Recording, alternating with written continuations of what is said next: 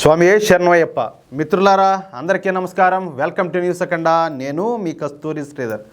నిజంగా నిజాయితీగా మనం ధర్మం కోసం పనిచేస్తే ఖచ్చితంగా మనం ఎన్ని కష్టాల్లో ఉన్నా ఎన్ని సమస్యల్లో ఉన్నా దేవుడు మనకు ఖచ్చితంగా దారి చూపిస్తాడు. ఇప్పుడు యోగి గారికి కూడా దేవుడు ఒక దారి చూపించాడు.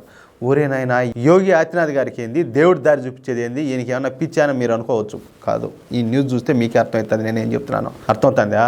సంబాల్ ద్వారా మన చరిత్ర ఒక్కొక్కటిగా అంతా కూడా బయటపడుతుంది. ప్రస్తుతం ఈ సంబాల్ పట్టణంలో పెద్ద ఎత్తున ఈ తవ్వకాలు జరుగుతున్న సంగతి మీకు తెలిసిందే. ఈ తవ్వకాల్లో ఇప్పటి వరకు 3 దేవాలయాలే బయటపడినాయని చెప్పేసి మనం చెప్పుకున్నాం. కానీ మతిపోయే విధంగా ఈ సూడో సెక్యులర్ల గుండెలు బగిలేటట్టు ఏకంగా 68 హిందువుల పవిత్రమైన ప్రదేశాలు బయటపడినాయంట. అంటే ఈ 68 ప్రదేశాలు కూడా ఒకప్పుడు మన దేవీ దేవతలు పూజలు అందుకున్నటువంటి ప్రదేశాలే. అర్థమైందా? అందుకే ఈ 68 ప్రదేశాల్లో మళ్ళీ దేవాలయాలను పునరుద్ధరించాలని చెప్పేసి యోగి ప్రభుత్వం భావిస్తుంది. సరే, ఈ సంబాల్లో జరుగుతున్నటువంటి తవ్వకాల్లో 19 అత్యంత పురాతనమైనటువంటి బావులు బయటపడిన సంగతి మీకు తెలిసిందే. ఈ పురాతన బావులు చారిత్రాత్మకమైనటువంటి బావులు అన్నమాట. ఇవి అప్పట్లో గంధర్వులు ఈ బావుల దగ్గర స్నానం చేసేవాళ్ళు అని చెప్పేసి ప్రతీతి. పైగా ఈ బావులు అక్కడి దేవాలయాలకు అనుసంధానంగా ఉన్నాయి. దీంతో సంబాల్లో ఇప్పటి వరకు మొత్తంగా 4 దేవాలయాలు, 68 పవిత్రమైనటువంటి ప్రదేశాలు, 19 చారిత్రాత్మకమైనటువంటి బావులు బయటపడినాయంట. అంటే అబ్బా, తువ్వే కొద్దీ లోడే కొద్దీ చరిత్ర బయటపడుతుంది, మామూలు కాదు. ఈ విధంగా మనకు తెలియకుండా సముద్రంలో పోయమ్మా, సముద్రంలో ద్వారకా సముద్రంలో ఉన్నదంట, మునిగిపోయిందంట అని చెప్పి మనం చెప్పుకుంటా ఉన్నాం. కానీ చరిత్ర ఏండాదంటే భూమిలో అంతకుమించి ఉన్నది. ఆ స్వామి ఎంత కప్పబడిందో, ఎంత దాచిపెట్టినారో, ఎంత ఉన్నదో భూమిలో, ఆ విధంగా ఉన్నది ఇప్పుడు సంబాల్లో. లోడే కొద్దీ అన్నీ ఎన్ని కావాలంటే అన్ని బయటపడుతున్నాయి ఈ చారిత్రాత్మకమైనటువంటి కట్టడాలన్నీ కూడా. దీంతో ఇక సంబాల్ పట్టణాన్ని ఒక పవిత్ర పుణ్యక్షేత్రంగా మార్చాలని చెప్పేసి ఉత్తరప్రదేశ్ ముఖ్యమంత్రి యోగి ఆదిత్యనాథ్ గారు అయితే భావించినారు. సరే, ఈ సంబాల్ పట్టణాన్ని పుణ్యక్షేత్రంగా మార్చే విషయంలో చర్చలు అయితే జరుగుతున్నాయి. అంటే సంబాల్ను కూడా వారణాసి, ఏది మన కాశీ విశ్వేశ్వరుడు ఉంటాడు కదా, ఆ విధంగా అతి పెద్ద పుణ్యక్షేత్రంగా చేయాలనేది యోగి గారి యొక్క ఉద్దేశం. అయితే అదంతా తేలికైతే ఏం కాదు, అంత చిన్న పని కాదు కదా అది. అందుకు ఎంతో కార్యాచరణ ఉండాలా, చాలా విషయాల్లో జాగ్రత్తగా వ్యవహరించాలా, సాధు సంతులను ఒప్పించాలా, ప్రజలను మెప్పించాలా, అక్కడికి కావాల్సినటువంటి అన్ని సౌకర్యాలను కల్పించాలా. అంటే ఇది ఇప్పుడు రోడ్లు వేయడము, ఈ మౌలిక సదుపాయాలు కల్పించడం, ఈ విధంగా చాలా పనులు చేయాల్సి ఉంటుంది. అందుకే ఈ విషయం పైన యోగి ఆదిత్యనాథ్ గారు సాధు సంతులతో చర్చలు జరుపుతున్నారు. అయితే ఈలోపే అదేదో అన్నట్టు చెప్పినా కదా, మనం మంచిని ఎంచుకుంటే, మంచి దారిని ఎంచుకుంటే అంతా కూడా మంచిగా జరుగుతుంది. అందుకే సంబాల్ను పుణ్యక్షేత్రంగా మార్చే క్రమంలో ఒక అద్భుతం ఒకటి జరిగింది. అది ఏందయ్యా అంటే, సంబాల్ పట్టణంలో తవ్వకాలు జరుపుతూ ఉంటే అక్కడ అతి పెద్ద ఆంజనేయ స్వామి దేవాలయం బయటపడిందని చెప్పి మీకు తెలిసిందే. అది మీరు చూసుంటారు. ఇక ఆంజనేయ స్వామి వారి విగ్రహం బయటపడడంతో హనుమాన్ భక్తులంతా, అంటే ఎవరు, ఆంజనేయ స్వామి భక్తులంతా ఒక్కసారిగా సంభ్రమాచర్యాలకు లోనైపోయినారు.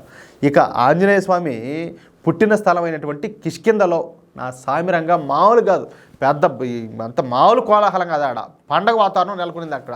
ఎందుకంటే స్వామి ఎప్పుడుదో అన్నంట మన ఆంజనేయ స్వామి విగ్రహం బయటపడిందంట అని చెప్పేసి. అంతే, ఇప్పుడు మనకు స్వామి అంటే మనకు బాగా ఇష్టము. అలాంటిది స్వామికి సంబంధించినటువంటి ఒక ఆలయం బయటపడిందంటే భక్తులకు ఎంత ఆనందంగా ఉంటుందో ఒకసారి ఆలోచించండి. కిష్కింధలోని ప్రజలందరూ కూడా దాదాపుగా ఆంజనేయ స్వామి భక్తులే. దీంతో ఇక కిష్కింధ స్వామీజీ అయినటువంటి గోవిందానంద సరస్వతి గారు వెంటనే సంబాల్ ప్రయాణానికి అయితే సన్నద్ధమైనారు. దాదాపుగా 100 మంది హనుమాన్ భక్తులతో హనుమంతుని విగ్రహాన్ని రథంలో పెట్టుకొని సంబాల్కు తీసుకురావాలని చెప్పేసి నిర్ణయం తీసుకున్నారు. అంతే, అనుకున్నదే తడవుగా అన్ని ఏర్పాట్లు పూర్తి చేసుకొని సంబాల్ పట్టణానికి బయలుదేరినారు. దారి పొడవునా ఈ జై శ్రీరామ్, జై వీరాంజనేయ, జై హనుమాన్ నినాదాలు చేసుకుంటా సంబాల్ పట్టణానికి అయితే చేరుకున్నారు. ఇక్కడ మీకు ఒక కీలకమైన విషయం చెప్పాలా, 100 మందితో కర్ణాటకలోని కిష్కింధలో ప్రారంభమైనటువంటి ఈ యాత్ర సంబాల్ చేరుకునేటప్పటికి 11,000 మందికి చేరుకునిందంటయా.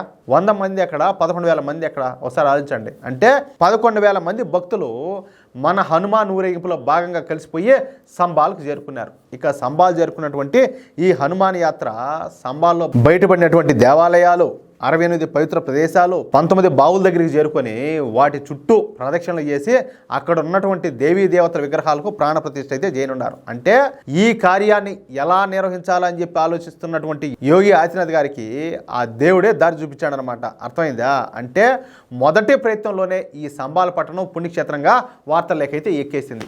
ఇంకా తిరుగులే. ఇంకా యోగి మొదలుపెట్టాడంటే ఇంకా నెక్స్ట్ లెవెల్ ఉంటుంది. అర్థమవుతుందా?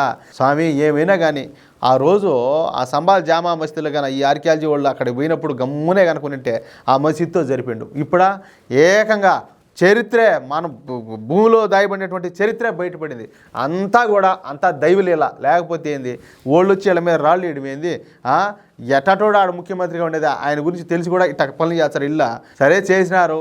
ఆయన ఏం చేసినాడు? తెక్కలేసింది మొత్తం అంతా ఎలా పెరిగినాడు, చరిత్ర అంతా బయటపడుతుంది. ఇప్పుడు మొత్తం సంబాల పట్టణమే అంతా దాని రూపురేఖలే మారిపోతున్నాయి. అది కలిసి వచ్చే కాలం ఉంటే అంతా మంచి జరుగుతుంది. కానీ ఒక మాట మాత్రం చెప్పాలియా, హిందువులకు మంచి రోజులు వస్తున్నాయి, అది మనం అర్థం చేసుకోవాలా. మనం ఈ ప్రభుత్వాలకు సహకరించాలా. మన అందరిలో కూడా ఐకమత్యం అనేది పెరగాల. ఖచ్చితంగా ప్రతి ఒక్కరు కూడా కులాలకు, ప్రాంతాలకు, వర్గాలకు, వర్ణాలకు, భాషలకు అన్నిటికీ అతీతంగా హిందువులందరూ కూడా సంఘటితం కావాలా. అర్థమవుతుందా? దయచేసి అర్థం చేసుకోండి. మీకు ఈ న్యూస్ నచ్చితే ప్రతి ఒక్కరు కూడా ఈ న్యూస్ను 10 మందికి షేర్ చేయండి. అలాగే మీ యొక్క అమూల్యమైన అభిప్రాయాలను ప్రతి ఒక్కరు కూడా కామెంట్ చేయండి. ప్లీజ్ సబ్స్క్రైబ్ చేసుకోండి. జై శ్రీరామ్. స్వామి శరణమయ్యప్ప.